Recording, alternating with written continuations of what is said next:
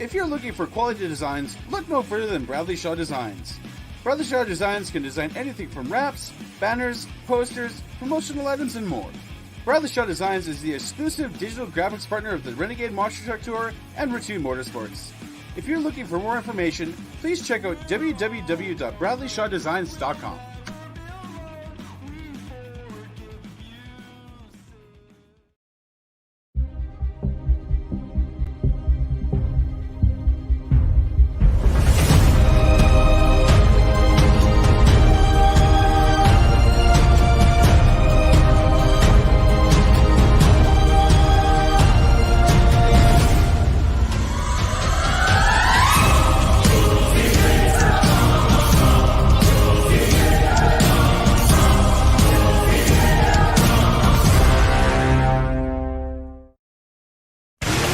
This isn't your typical motorsports podcast.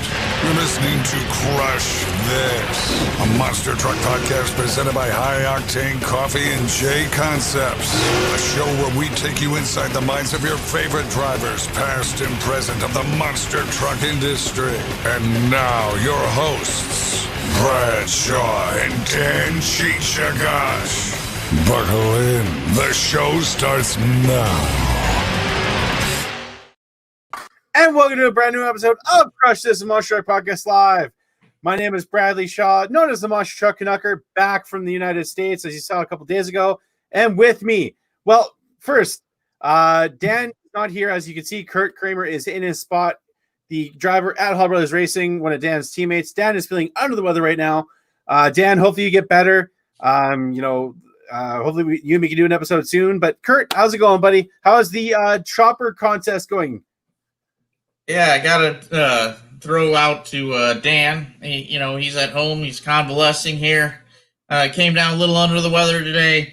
Obviously, we hope he's good. He's got to travel with the team this weekend. Chopper contest, yes. Those that are watching, and I'd like to throw out a special thanks to Crush This Podcast, allow me to co-host. And also for their support in my trying to win this contest. This isn't something I got totally more involved in this than I planned to.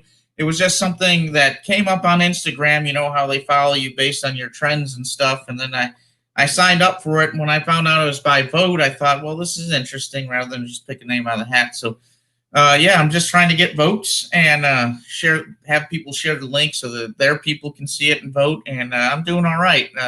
Second, I bounced between first, second, and third in my group in the first round of eliminations, and Thursday at like 10 a.m. Central. So, hey man, I hope you win this, man, because it'd be cool to see a Hall Brothers themed bike, one of the trucks, and as for myself, like I said, the trip went good. I'm in isolation right now, due to the Canadian health guides. I'm in isolation for the next week. It sucks. I want to get out of here, but I can't yet. But if you guys want to know a little bit more about the trip, go back to an earlier episode. It was like I said, it was an awesome trip to be able to go on, and I'm so thankful for the Routine Motorsports team and the whole Renegade Tour gang. But just also want to give some love, some shout outs to our awesome people that support us. And so we got Joey Sylvester with High Octane Coffee, got the shirt on today. We got J Concepts, Back Channel Productions, Nick Davis, who does all the videos for the Renegade Monster Truck Tour. 6B Apparel does our crew shirts. You can get the old school one and the new wave. $100 a pop. Message either me or Dan. Marty Garza in his book, Monster Truck Technology. I'm hoping to get that for Christmas. JB Scale Graphics, the only graphics provider for RC Monster Trucks that does Bigfoot, Bad Habit, Against the Grain. I'm trying to remember them all. Dan always remembers. I can't. And we also have me, Bradley Shaw Designs. So, thank you for everybody that supports us. Kurt, let's get into it. Our guest today is the driver, owner, operator of the Full Bore Monster Truck. He has been around for quite a long time, and recently, within the last couple of years, he got himself a new piece, Full Bore 2.0. Ladies and gentlemen, bringing on the show is Mr. Ed Eckert.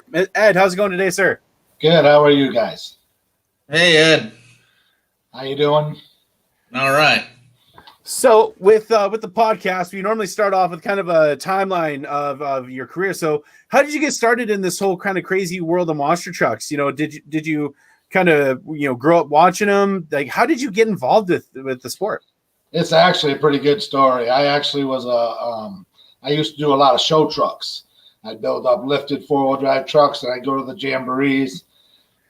And I was just a fan of watching the tough trucks and the monster trucks and the show trucks. And I actually met a guy, which this channel should know him. Jeff Perrin used to own the Bush Hog, Slick Willie, Little Miss Dangerous.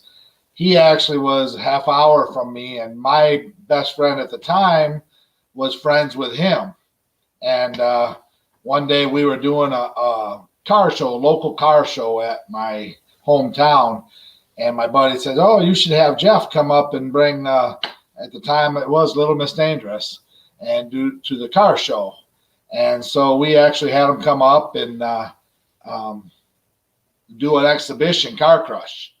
And at the end of the show, when it was done, all the show cars were gone, and he was getting ready to tire down. And he said he let his crew guy drive his truck. Still had the big tires on it. And he said, "Hey, Ed, you want to drive it?" And I said, "Oh, no. Of course, now, mind you, I'm a big dude. And I don't know if you're familiar with Little Miss Dangerous, but it was like the blacksmith truck or what was the Captain's Curse, that same little body. Yeah, it's very narrow. Yeah, very, very narrow. And I'm thinking, yeah, I can't get myself in that seat to even, and he's like, "Oh, no, you can do it." And so finally, 5 times saying no, I didn't want to, just because of the fact that if I broke something, I'd feel like I got to pay for it. So I literally finally just said yes. And once I got in it and felt the horsepower, it was like, holy God, I got to have me one of these. So then at that point, the show was over. They disappeared. My buddy said to me, "Hey, Jeff had built that Little Miss Dangerous truck, and he had just the very lower chassis of Slick Willie laying at his shop. He's getting ready to cut it up and scrap it." And I literally I propositioned him to sell me the lower part of that chassis. I figured it was a great part to start with a truck, and I brought it to my house, and I turned it back into another truck with a whole bunch of changes and made it more like not old school, not new school, and just made it my own and made it to where I could make it work. Because being a mechanic myself, I just, after driving it, I learned, okay, I can do this, make this work better, do that, make that better. But so anyway, to make your question what it was, I started out as a fan. And then I got the itch after I drove one. And then I turned around and built the first one. Daniel and I were talking about this the other day. The very lower half from the middle of the truck down was actually original Slick Willie truck. Huh. So what year was this about? Because I know like a little bit about your career, but not too much. Being up in Canada, we didn't really know a lot of the independent guys here, except Don Frankish and Jed Barcroft and stuff. What year would have this been about happening? So that tells me you're on the west side of Canada, because yes. I was in Michigan by Toronto, Ontario. So I did Canada shows, so they knew me over on the east side of Canada. Yeah, I'm all the way out in Alberta. Okay, so yeah, that makes sense. That's why you've never seen me, because I ain't traveling that far.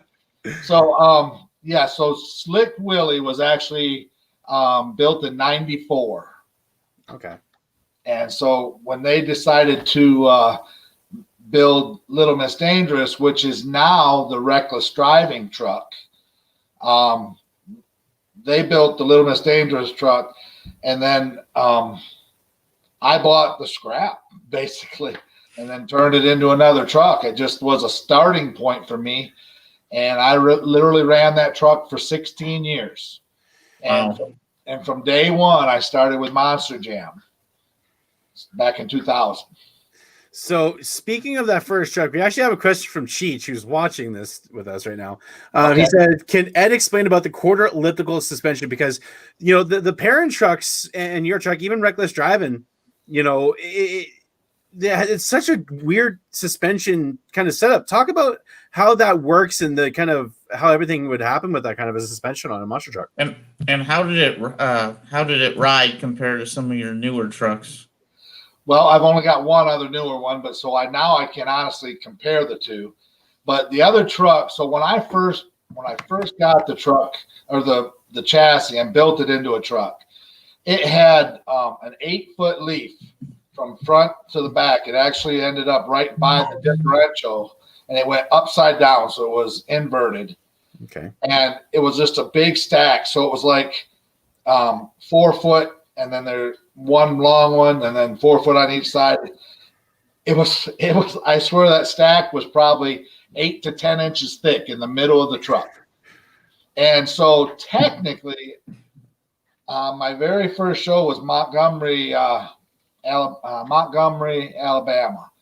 and I did that show, and I remember I might have got like 2 foot of air.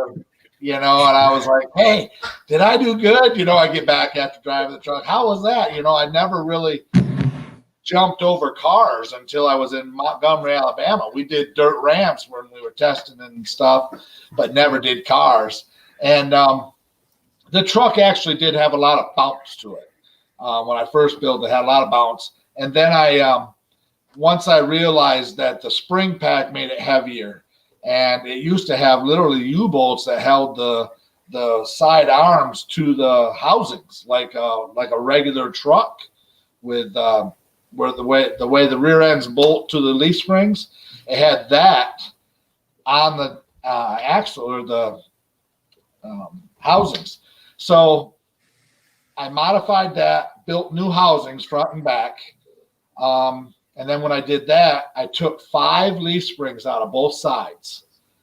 But let me back up one more time. My very first year when I drove the truck, talking about how it landed, I did Pontiac Silverdome was my second show ever with the truck. I went out for, I think it was wheelie contest or something, and I broke a front shock. I don't know if my limit straps were too long or what have you. Broke a front shock, and I'll never forget it because at the time it was Clear Channel. Monster Jam was Clear Channel, and they said, well, you're done. And I'm like, no, I'm not done. I can still run. I literally took both front shocks off the truck, and I said, trust me, I can run without these shocks. And I did. I made it through the whole show, my very first Pontiac Silverdome show, with no front shocks on the truck for freestyle. Wow. And it worked.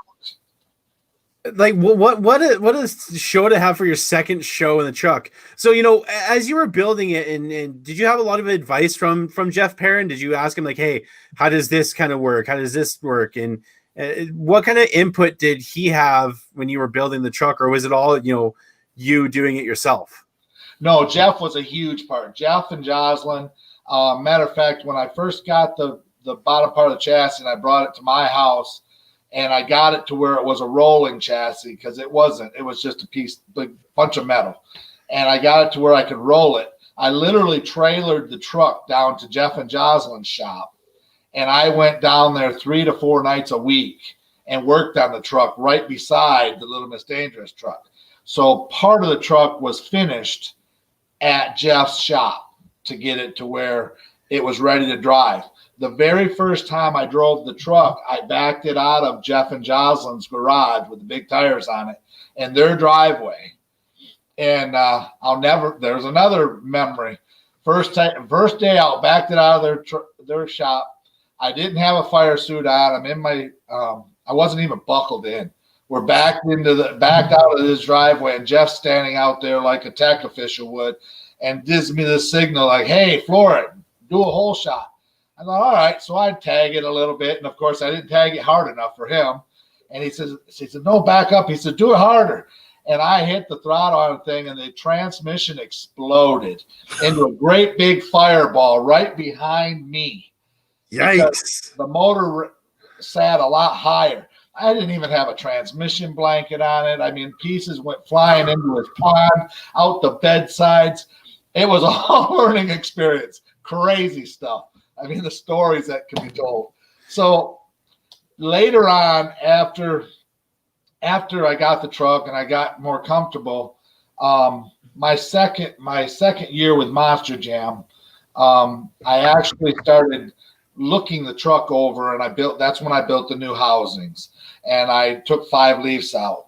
And originally the truck only had 1 shock per corner, and then of course that's a budget issue, so I saved up more money and I put 2 shocks per corner on. And then I changed the way, if anybody remembers the truck, the yellow bars went down like this. And then if you're familiar with how a 4-link works on a truck, you have your 4-link bars on the bottom. They're hooked to the bottom of the chassis and they go to the housing. The top bars mount about 12 inches higher than the lower bars, and then they go to the upper chassis in the middle. Yeah.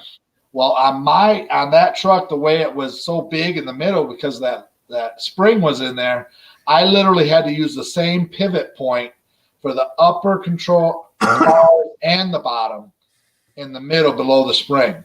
So when my truck, my rear ends are sitting straight up and down, when the truck wheels fell out, the wheels turned.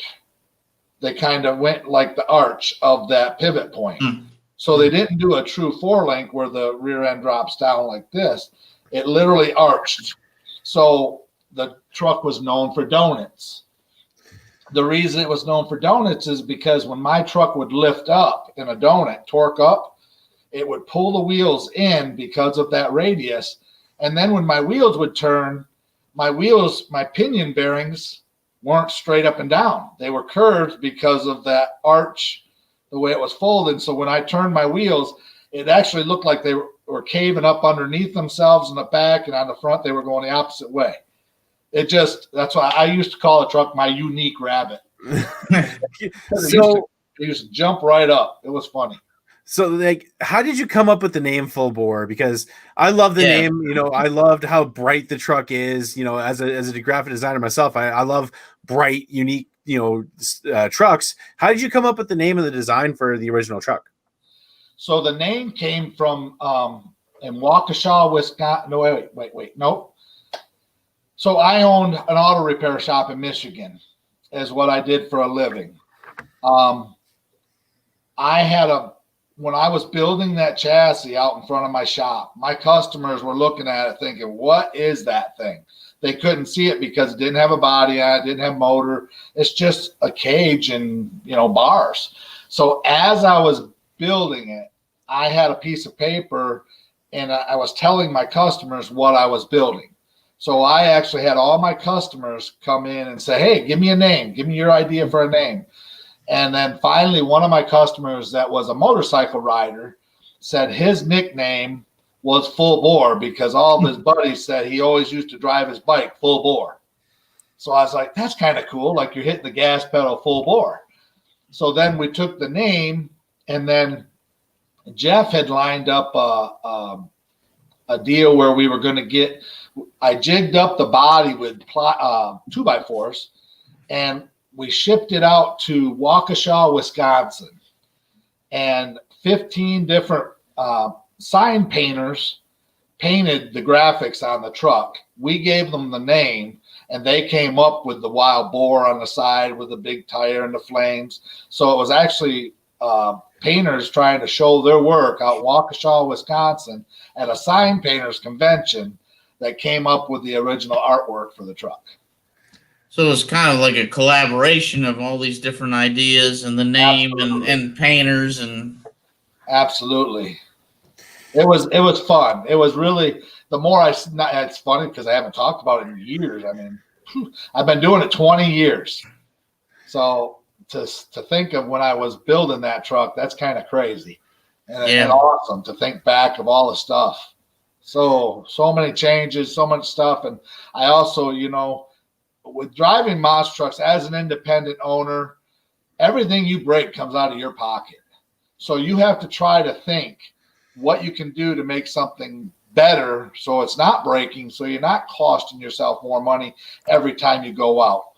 And I remember when I first run the truck, I must have went through Knuckles, and I didn't run every weekend. I maybe did 20 shows a year. And I was breaking 3-4 knuckles and a month to where the corners, I mean, they were just exploding on me. So that was my weak link. So then you move on throughout the time, and now you got to, it's bad enough trying to replace what you got. Now you got to try and buy something to replace that so you can get something stronger. And it's a big financial up and down roller coaster ride, I call it.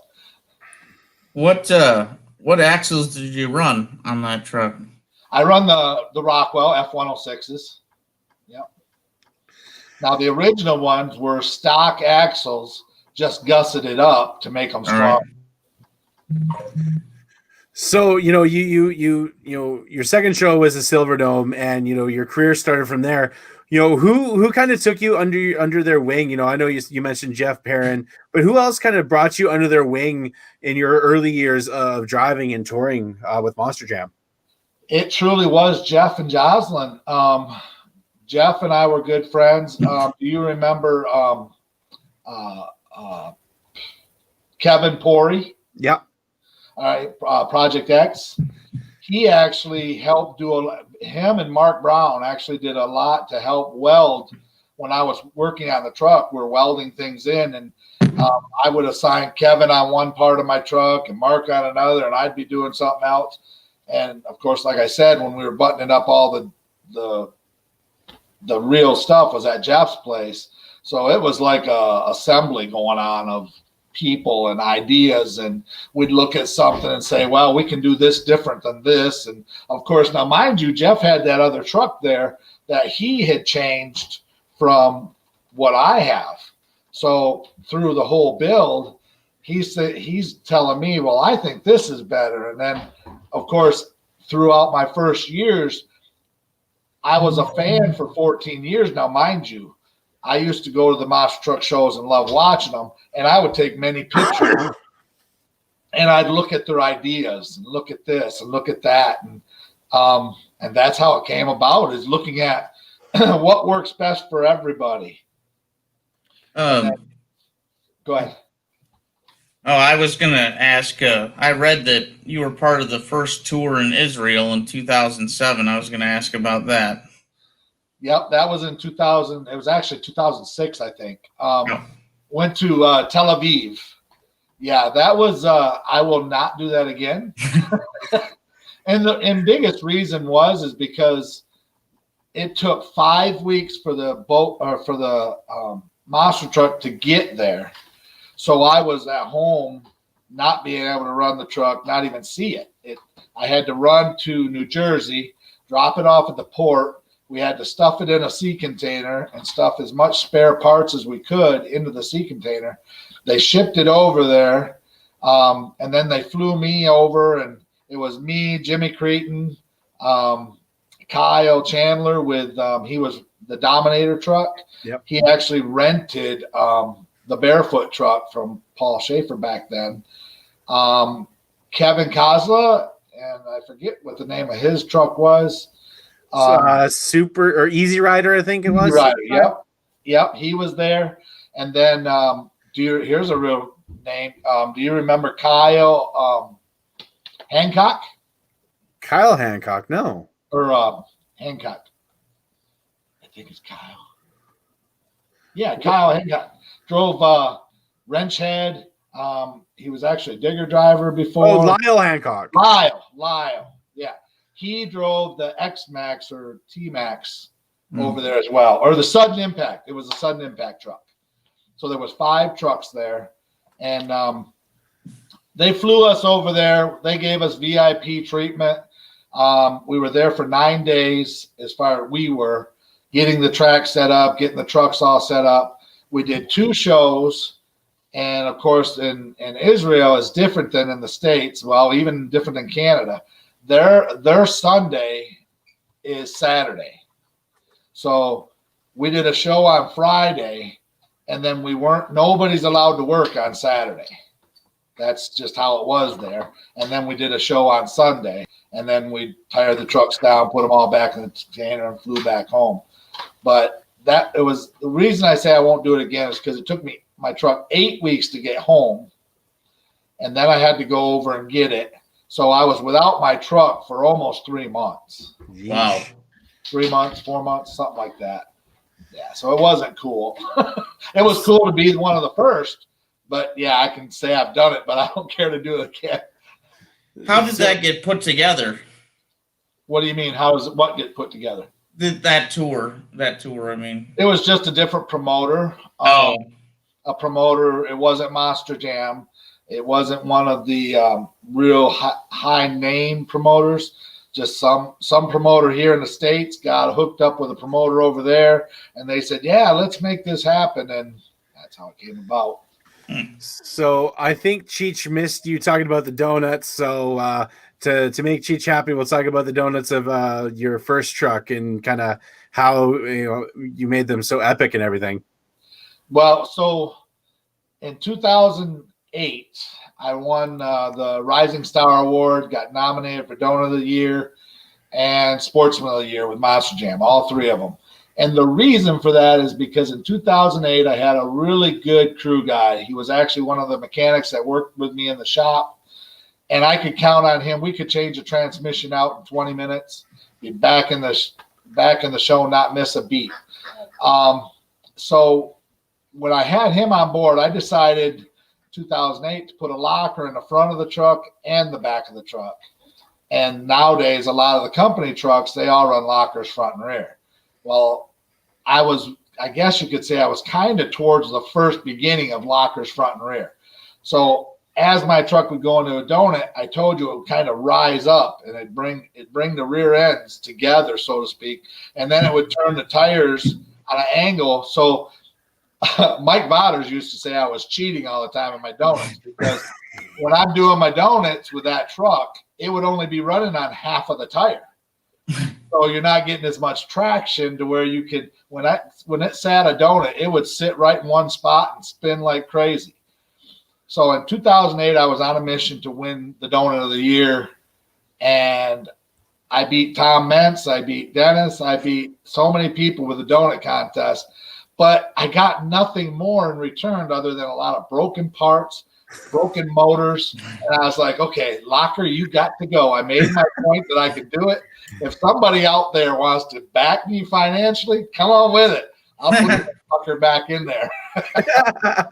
You campaigned with the first full bore for many years, as 16 years, as trucks were advancing, chassis were advancing, parts, what was the decision you had to, build a new truck, get with a modern chassis, all the latest and greatest parts? What led to the decision? Was it, the truck was getting too old and you needed something, something new to drive, or what was the whole idea behind the new truck?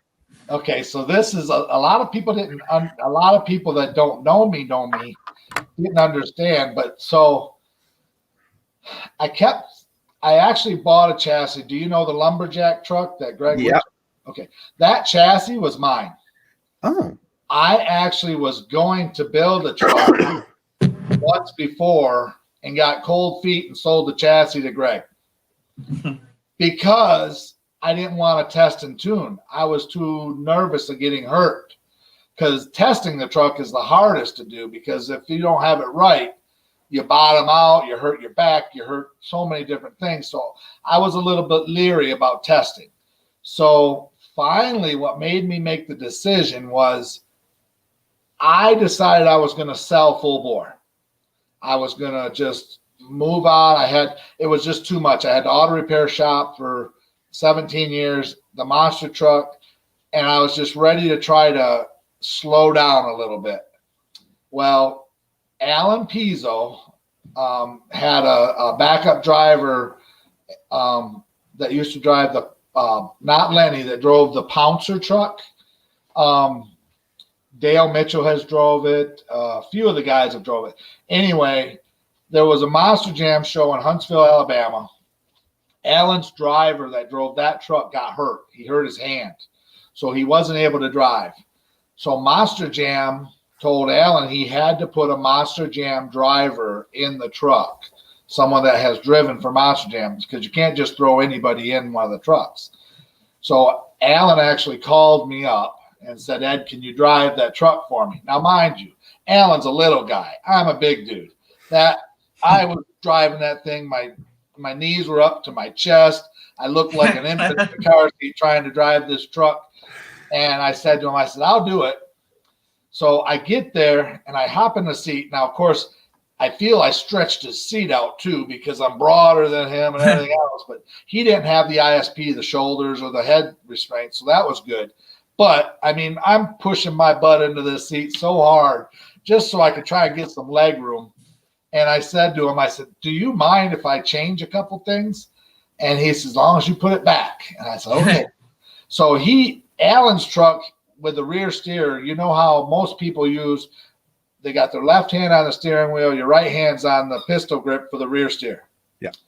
Alan drives, his rear steering is like Tom Mentz on the left side. So that is so awkward. Awkward. That's how ours are. Yours are left? Okay. Yeah. But now when you turn your paddle, so in the direction of, this is one of those questions a lot of fans say, how do you know which way your rear wheels are going? Isn't that confusing? If you're turning to the left, how do you know that the rear's got to turn to the right? Well, the way you set your joystick up or your switch. Okay, so is your switch to where if you're going to turn to the left, do you push the switch to the left or you push the switch to the right? To the left. So if you go into a left-hand turn, you move the rocker switch to your left. Okay. Alan's is the opposite. Oh, boy. You have to think when you're driving that thing. And I told my first show with it, it was a 4-show weekend. And I got up in there and I looked ridiculous because I couldn't steer. All of a sudden the wheels are going the wrong way. And I was like, oh God. So I called Alan up. I said, let me change this. I said, I can change it right here. I'll buy the stuff, a switch and extra wires. And I changed it for him. Come to find out, it's still that way today. You can use either or hand now because I made it to where you're right hand. So I drove Alan Pizzo's Pouncer truck. So when I drove his truck, this goes back to your question why I changed the truck. I was thinking of selling. I knew that older of a truck is not going to pull what I have invested into it. So my whole thought is I'm going to build a new truck. It will hold its value because it's new. I can turn around if I really want to sell. I will sell a new truck with all my stuff instead of an old truck. But I made that decision after driving Alan Pizzo's truck in Huntsville, Alabama, even though the truck felt a little loose because so many other people drive it and weren't telling him that, hey, it needed hind joints here, it needed this, it needed that. I could feel the whole truck moving a little bit. So when I was done with it, I told Alan, I said, you need to change this, and this on this truck to get it right. But that's what made me make that decision because when I drove that truck, the newer generation truck landed and worked a lot smoother than my other truck. And so that finally made the decision that, well, my shocks are working. So if I won't really be testing if I set my shock program up the same using Josh Garcia out of the Digger Shop. I had him set my shock package up to match Cody Saucier's Monster Energy truck. So that's the shock setup that I have on my new truck. Well, you know, it's funny you talk about rear steering switch locations and, you know, I've only ever driven the Hall Brothers trucks. So, you know, on occasion I've been invited to sit up in other people's trucks. And it's funny, you kind of get like I don't know how to exactly put it, but you kind of get like used to one way. But when you see like how other people do, to me, it seems foreign to have the rear steering switch up on your right on a center, on like a little handle.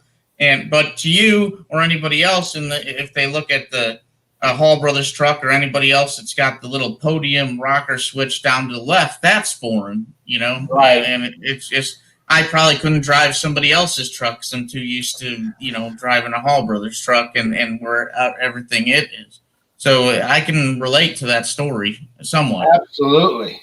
Well, and here's another thing even better. So the full bore truck, my rear steering, I had a dash panel like where all my gauges were, my fuel on and off switches.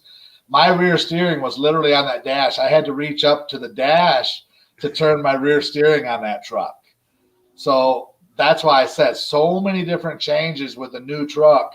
When I built this truck, I had Paul Cohen built my chassis, Paul and Eddie, but they didn't build it a complete turnkey chassis. I just had them I told them my most important things that I wanted them to do is I wanted them to put 4-link pockets on them for the 4-link bars on the bottom of the chassis and where the shock brackets go on the top. Nothing else. Everything else I did. So that way I could perfect the truck the way I wanted. Well, then I went to the digger shop and I had my camera out just like any fan would do, taking pictures, this, that, and the other. And it was Monster Mutt, Gravedigger, Ryan's truck. Son of a digger. Son of a digger was there. And one of the other, there was like 5 company trucks there at the time. So I'm snapping pictures upon pictures upon pictures. And with the tape measure in the picture, I mean, I'm measuring brackets, how long they are and how big a bolt they're using, everything. And I filled my phone right up to where it won't take no more pictures. And I came back and I just started making parts and putting my own spin. I tried to use it to where if I'm at a show with Monster Jam and I break something, a lot of times they will have a spare part. If I don't carry it, they might have it, or one of the other teams. I tried to make my truck more uniformed as far as I know. Some of the fans say they're cookie cutter. They're not cookie cutter. They're all to try to help each other, because if one truck's down, it ruins the show. See, that's what I was wondering with the chassis trace, because you have the CRD, you have the concussion, you have Paul Cohen, Eddie Machka. There's so many different chassis builders out now, and that kind of explains why you went with the Cohen chassis. I was also going to mention on the rear steer thing, the Bigfoot guys have the rear steer on their shifter, which is weird for me to. I think it's on their shifter. It's like right kind of low to them like that, and it's such a weird placement. Like I was sitting in one of Zane Ratu's trucks last weekend, and when I was in Pennsylvania there, and one his older Patrick, and his rear steer for Barely Tame is like right there too. Yep. So so when you started building the new truck, did you want you obviously wanted something that rode smoother. You were mentioning that when you drove Pouncer. What about engine package? What were you running in full bore previous, and then what did you end up going with the new truck? So I have the exact same engine. I just swapped the engine over. I made it fit in the newer chassis. The big changes that I did was I kept the engine and my fuel system and all that. And even my power steering setup is different than everybody else's. I run a semi truck power steering pump, and I had to custom make a bracket for that to sit on. So that's one of the unique things, that my truck is not like any of the others there. But I decided to go. I used to run a 400 turbo transmission, which is a weak transmission compared to a Glide. So I switched. I figured if I was going to do a new truck, I'm going to do the best. I went with sheet metal housings. I went with the FTI 2-speed Power Glide. I went with the FTI's Cyclone drop box, which is only 16-inch long versus there's a good again. My full bore drop box, which is between the transmission and the drive shafts, it was 36 inches long. Wow. My new truck is 16. Holy crap. So I showed you there's so many different changes. The original full bore was also known.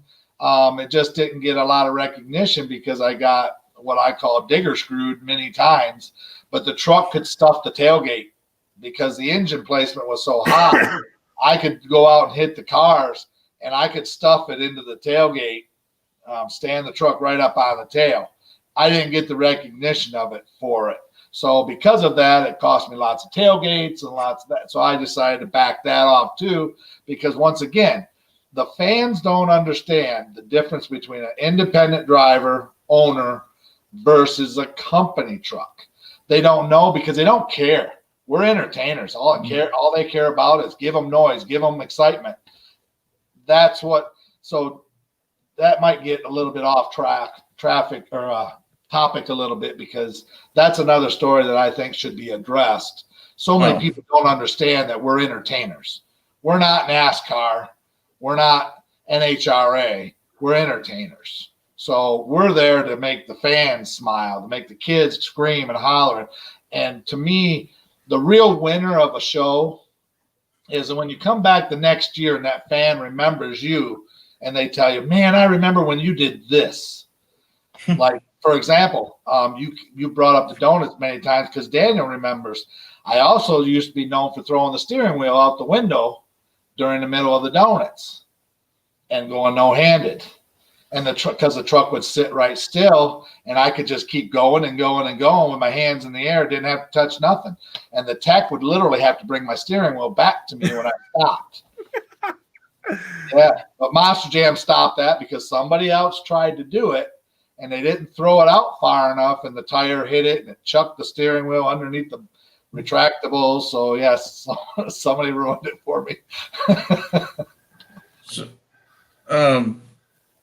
So what motor do you run? Is it a 540 Chevy? I run a 540. Yep. Does that help with interchange? You were talking about interchangeability. That obviously helps a lot there.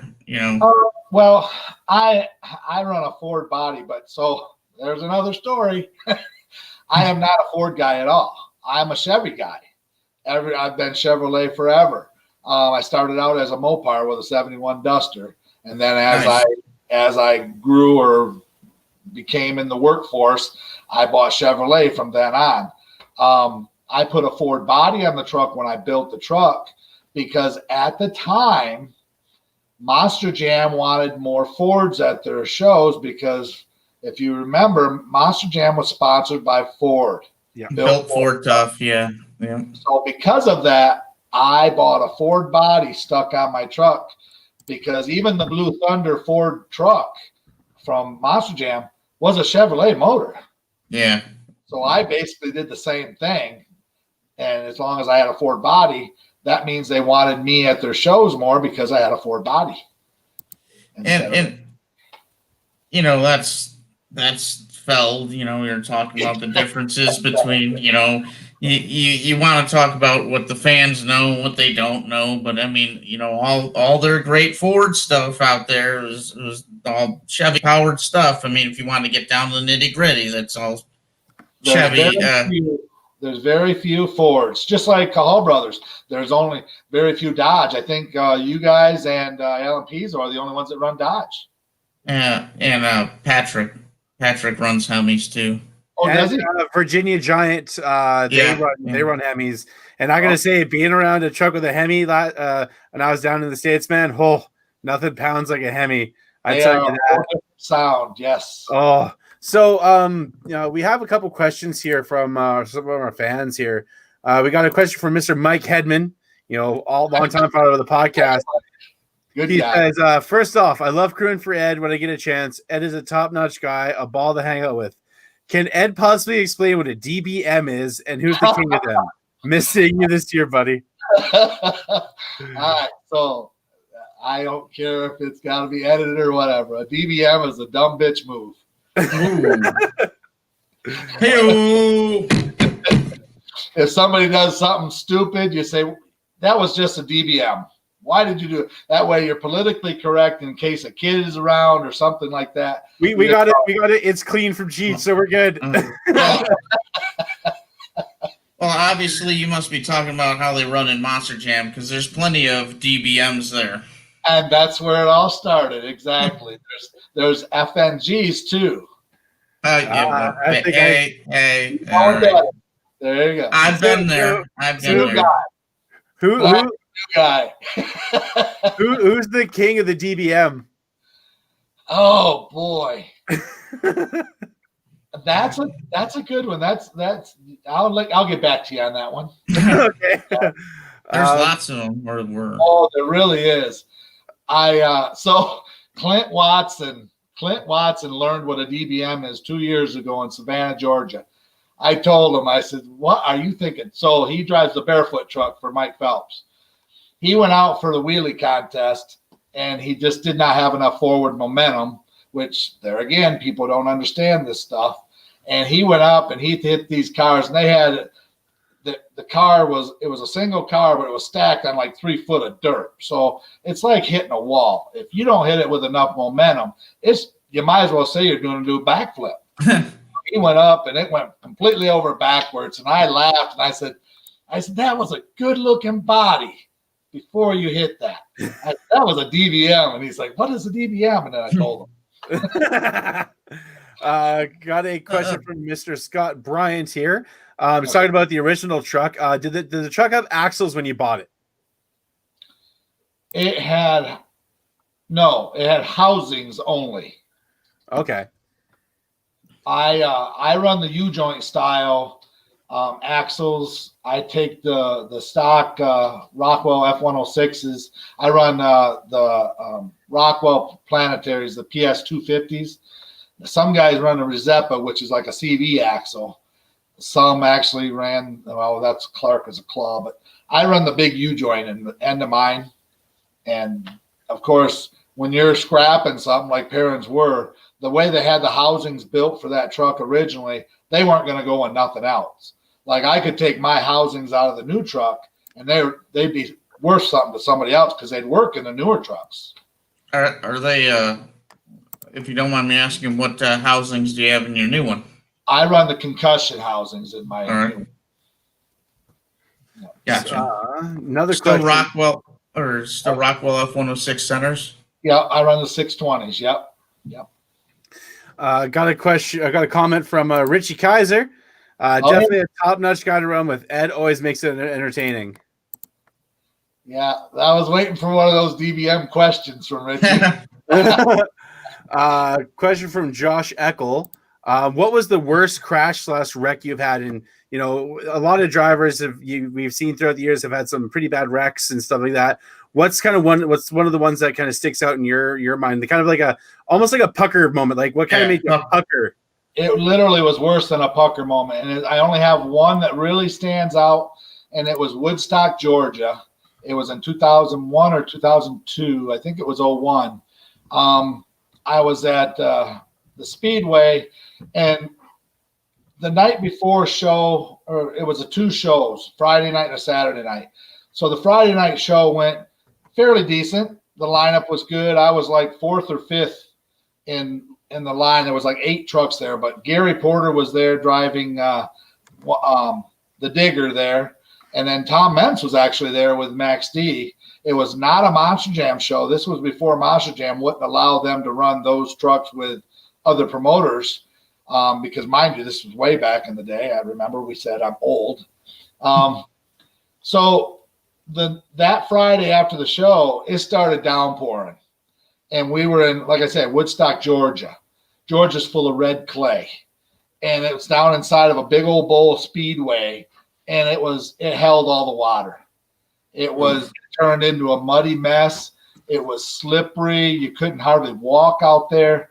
And we're all the drivers, I think there was 8 trucks there. And we're all walking around and looking at it to think, how are we going to be able to pull this off? Because they didn't get no equipment out there to try to pull the water back or take the top layer of dirt off or nothing. So in the track, they took all the cars from the Friday night show and they stacked them up all into one big pile. And they put them off to this one end of the track that was like, it had more grass in it. And then they put all new fresh cars in the show. Well, I seen Gary and Tom over there looking at it, and I walked over there and I started talking to them. And I said, what are you guys looking at? And they said, well, if you hit this just right, this might be a good jump.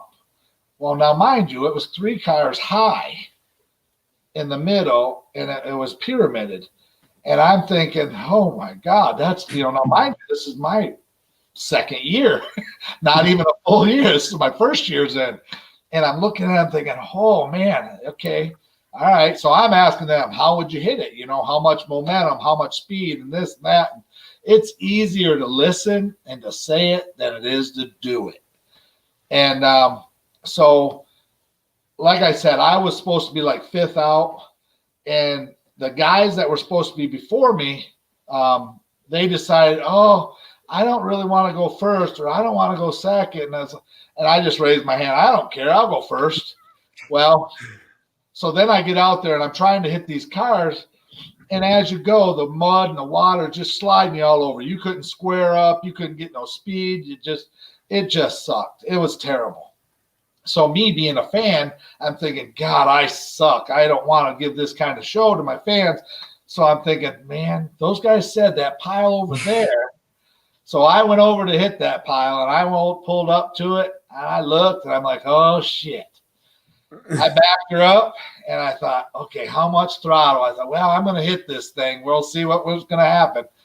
Well, I hit that thing, and it was exciting for about a second and a half until I landed on the front end of the truck. And it compacted 2 vertebrae in my back, broke my throttle cable, broke my cut a steering line in half. So I couldn't steer it, couldn't give it gas, and I'm sitting there out of breath. Dead in the water. I had to be drug off. So they brought the loader over to drag me over, and I just told them, leave me in the truck. I can't move. I could not breathe. It took the wind right out of me. And now, mind you, this was my first year, and I didn't have a crew guy. It was all on me. And I had to drive a semi 12 hours home. So there is that story will never be forgotten in my mind because it was bad. So after that, now mind you, that's a year in. So now after that, now you can understand why testing and tuning was scary. Now you can see why all of this, because you'll get gun shy. One bad stinger that rocks your world will make you think twice before you go out there and do something stupid. Oh man, I couldn't imagine that. That just like, you know, did some of the guys like Gary and Tom come over to you after that and be like, that didn't end up how we expected it? Oh yeah, that's exactly what Tom. Gary was like, "Oh man, you okay?" I was like, "Yeah." And Tom is a good dude. Tom and I are buddies. But yeah, he came up to me and he said that same thing. He said, "Oh, maybe a little bit more gas," he said.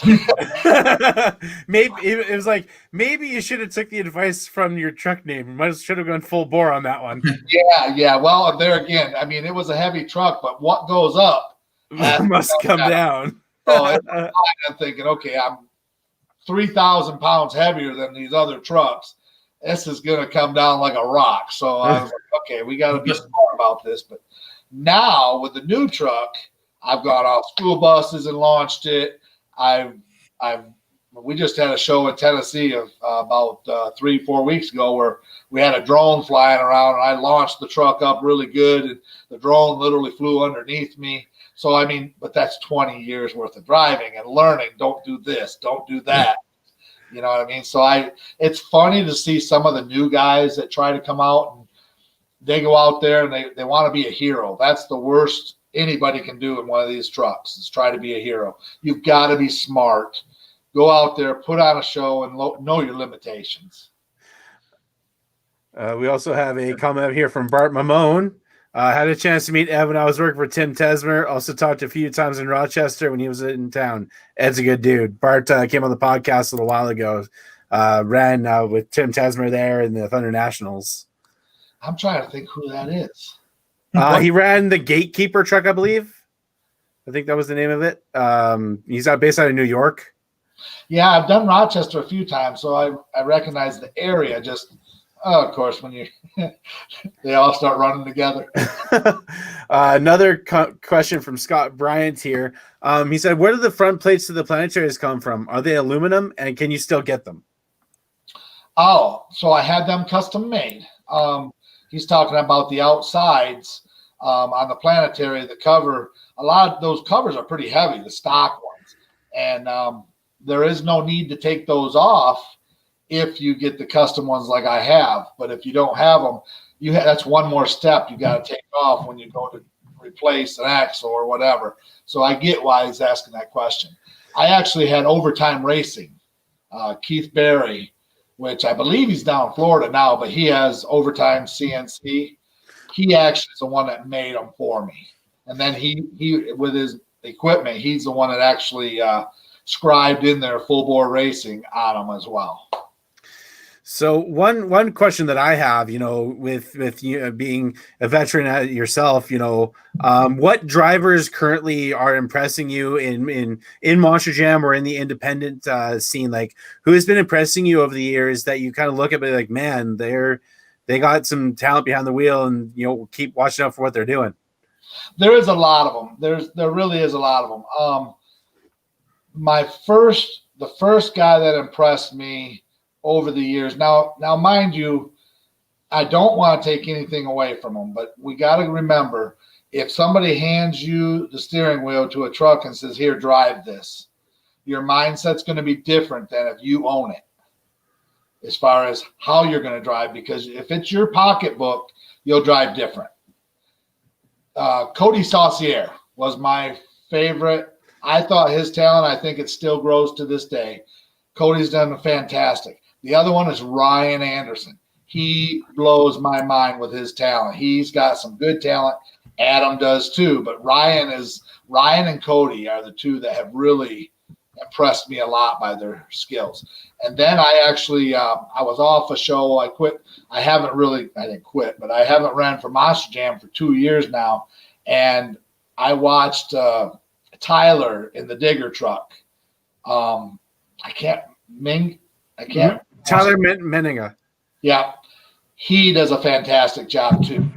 But now the three guys I'm talking about don't literally have any dog in the fight. It's not their life savings, let's say, sitting there. So not that their skill isn't there, but your mindset would be different if it was your money. And that's the thing, they're talented. They can run the trucks standing on their nose for extended periods of time and go. But as we all know, it's hard to oil an engine at 90 degrees vertical, and they go through a lot of motors, a lot of transmissions, and as you said, being an independent changes your mindset. And I don't think they'd stand it on their nose for quite as long if they were paying for transmission and motors. But that doesn't take away from their talent, and they obviously spend a lot of time practicing those maneuvers and have gotten better in each show that they do with them. But there's another side to that I don't think people always see. No, they don't understand that. Yeah, even the practice time. So every time you fire up a monster truck, you're taking life away from that motor. They're not made like a regular car motor. They can't run hours upon hours upon hours. So people don't understand the philosophy behind that because they're not mechanics. They're not racers. They just love seeing it. I'm still a fan to this day. If we get an opportunity, I'll go watch some of my buddies race. So I get that. So back when you were talking about doing the stoppies, the standing them on the nose. So for years, monster trucks had a problem with finding out why we kept blowing motors up during donuts. Why we're going transmissions and this with donuts or racing. Well, when your motor's in the truck backwards on a Chevrolet, for example, the oil pump pickup tube and a Chevrolet is in the back of the motor. Well, if you stand the truck up on its nose or up in the air on the tailgate, the front of the motor is down. So that means the oil pump is in the back of the motor. It's sucking air. So throughout the years, we've done these, what we call a front pickup tube. So where we run from the oil pump to the front of the oil pan. That way, when the truck's in the air, it's still sucking oil. Well, now let's change the whole demographic and let's start standing it up on its tail. Now you're putting that oil pump in the air again. So that's why it's like, okay, do you want to do stoppies or do you want to do wheelies? You've got to pick one because your motor's not liking one of them. See, I'd rather do wheelies all day because a good sky wheelie, in my mind, beats a stoppie any day of the week. Oh, I agree. Like a tail, like tail dragging wheelie, stuffing it in the cars, or even just a good old side wheelie. I prefer that better. Or Dave Rapids was good for walking across. He had so much, but there again, trucks are set up different. Higher motor, either forward, backwards, all that changes the demographic. But I don't want to take away from anybody that can do a stoppie, because that's good skill. That's talent. However, yes, your motor is only your friend if you're giving him oil. It's kind of like keeping the fluids coming into your body. All right. As we start winding on the podcast, we have normal questions that we like to ask our guests, kind of some that are a little bit kind of out there. But the first one is, any rental car stories? This comes from the show Monster Truck Radio back in the day with Jeff Richards, aka Roller. Want to keep the tradition alive. So any rental car stories that you could share that might not get you blacklisted?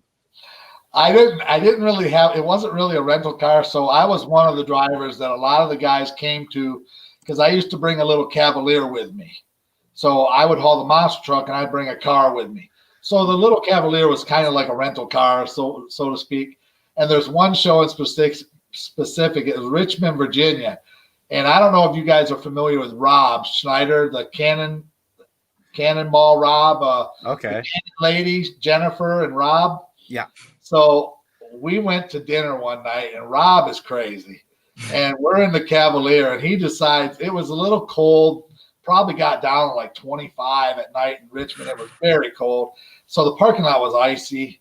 And I start going, and he decides he's in the back door. He's in the back door. He's going to start doing skiing in the parking lot with the door wide open. Well, I decided to rip the emergency brake up. So that's a good one.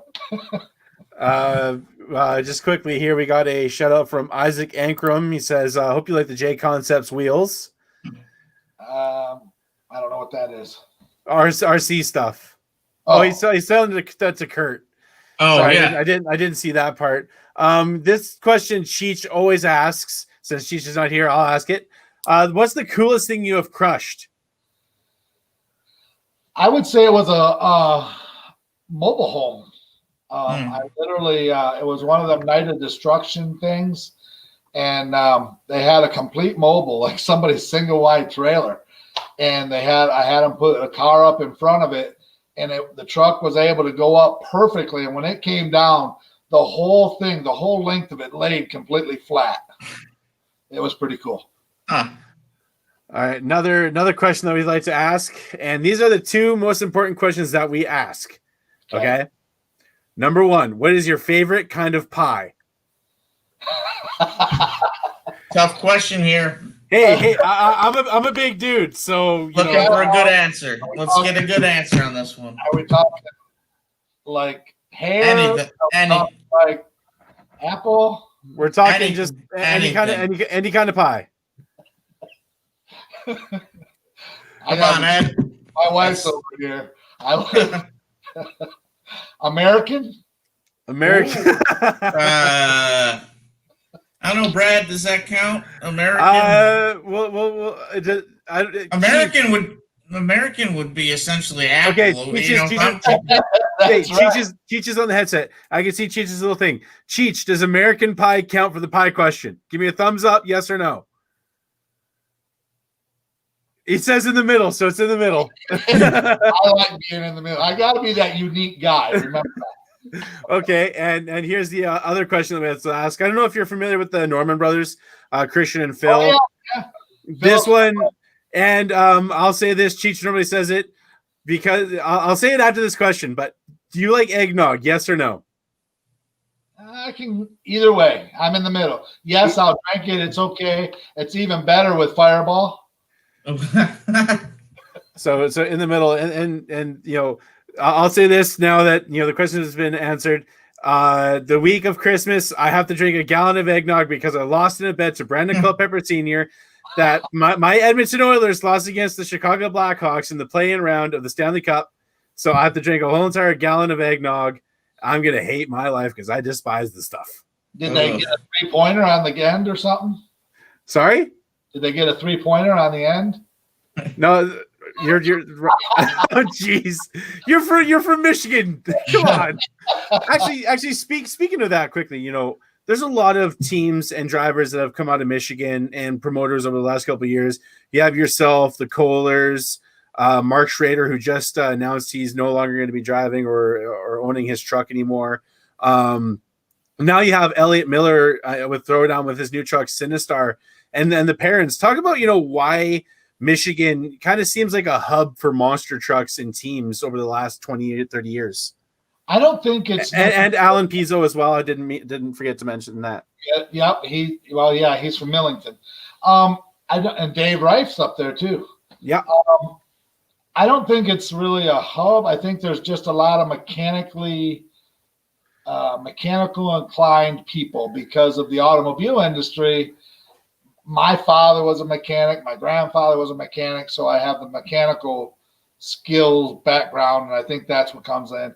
Kohler, his father's a boat machinist, I think, or motor builder or something like that. So a lot of guys, I think it has to do with because Michigan is automobile industry big, I think. And yourself and Elliott Miller kind of have a connection through the parent team because that's how Elliott got his start. Now he's running a truck. Have you seen anything of his truck? What do you think of it so far? I know the truck. It's Ryan Rice's old truck. But the funny thing is I seen that he already rolled it over. the debut of it too. I felt so bad for him because I know that now he's going to. Matter of fact, he might have thought I was being mean, but when he bought the truck, I told him, I said, now you'll get to see why some people back off and some do this, some do that. You don't go wad it up every time you go out because you can't afford it unless you got, like I said, anybody wants to come with me some money, some sponsorship money, I'll be glad to tear it up. But if you don't have it, that hurts. So I felt bad for him actually because I know he was excited and I know he loves it. I remember Elliott seen one of my first rollovers at a speedway. It was one of them slow motion rollovers. He was there. God, he was like 14 years old. I don't remember, but I met Elliott way back when he was in his photographer days. And good dude. But it's just kind of funny just to see how things have changed. And now he's got a monster truck. And I made a comment on one of his posts. I said, now good luck and you'll get to see. And I think he thinks I was being mean, but I wasn't. I was being sincere. So, Kurt, any last questions you'd like to ask Ed? I want to get Cheech on here to ask a question, but his voice is froggy. He's got a frog in his throat today. Well, Ed, What, Ed? Doesn't he always? I mean, I've known him for a long time too. I've never had an opportunity to run with you yet, but I certainly look forward to it after having this podcast with you. And I can relate a lot to what you say as a fellow driver, and I can also relate about what the fans understand or don't understand about a company truck versus an independent truck. Even though I don't own the trucks that I run for, I certainly do repair them, and I work closely with the guys that do own them. And I know the guys that own them too, and they're not going to let you trash it. No. And you get a lot of, I think, criticism. People don't think you run hard enough, Exactly. but they don't understand that there isn't a blank check constantly buying those parts. They cost money, and you know what? Our job, I think, in my opinion, and see if you agree with this, is to run on that fine line between putting on a good show but not recklessly tearing up your equipment. Not recklessly tearing up your equipment or putting anybody in harm's way. Yeah, Two different things that people don't seem to understand.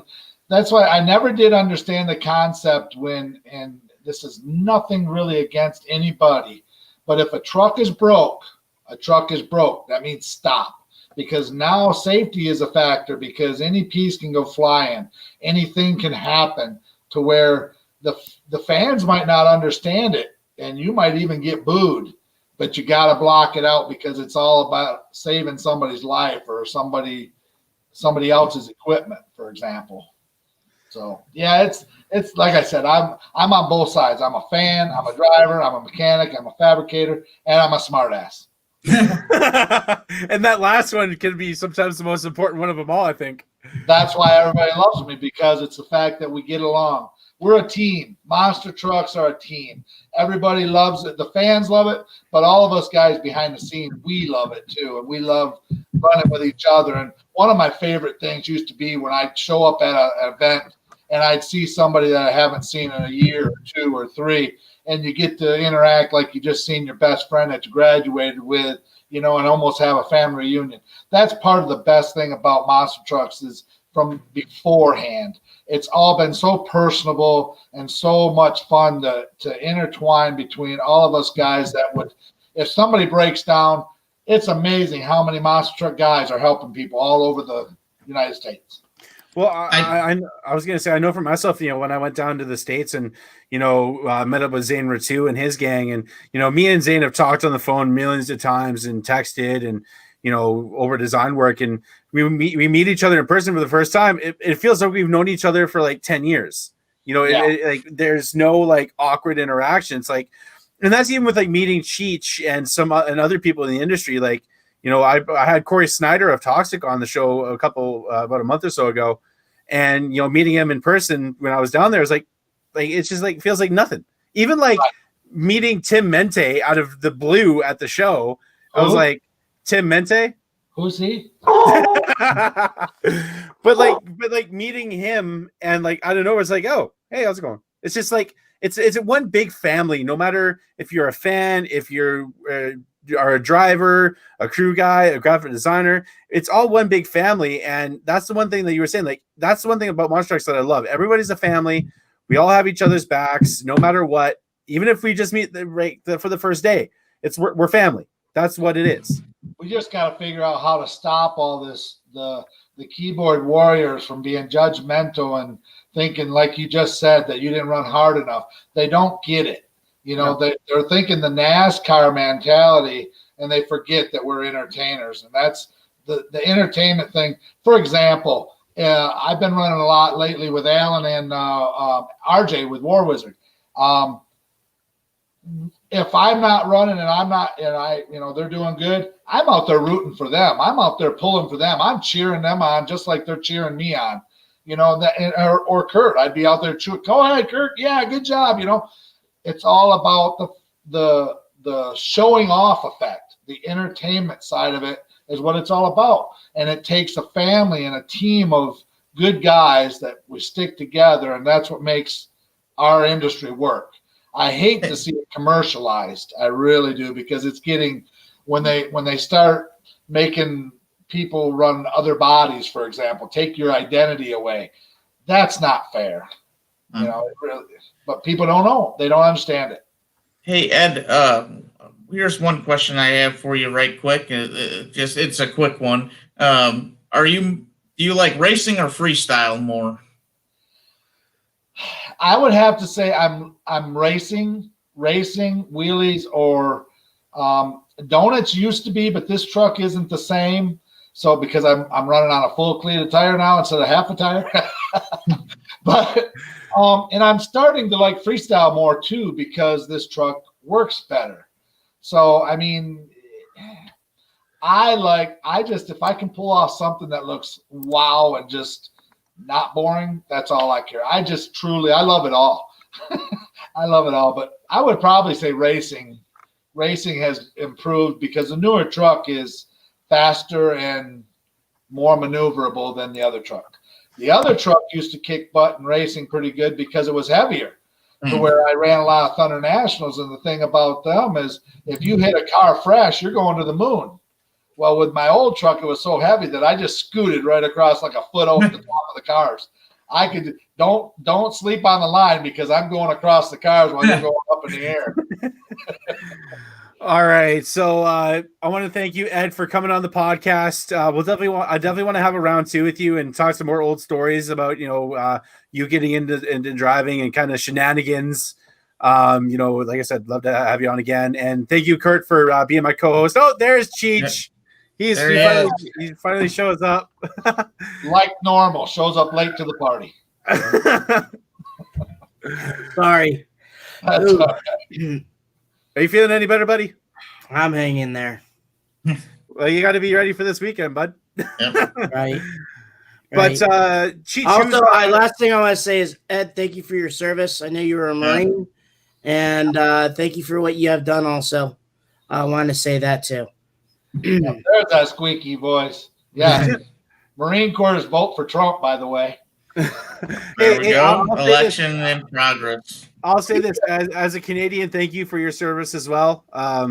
No matter what country it is, I respect all the military and servicemen and women and police and fire. So I respect everybody and thank you for your service as well from Canada as well.